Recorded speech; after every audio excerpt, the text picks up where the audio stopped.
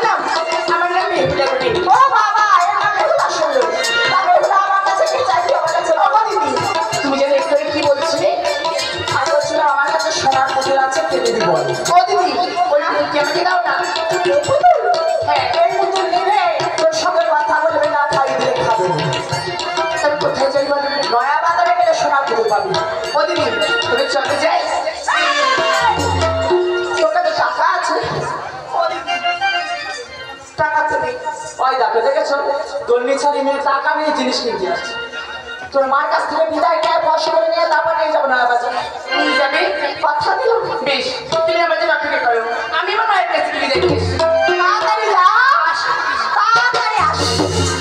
অনেক কষ্টে বেহুলাকে রাজি করেছি বেহুলা যতক্ষণ ওর মার কাছ থেকে বিদায় নিচ্ছে বেহুলার অপেক্ষায় বসে রইলাম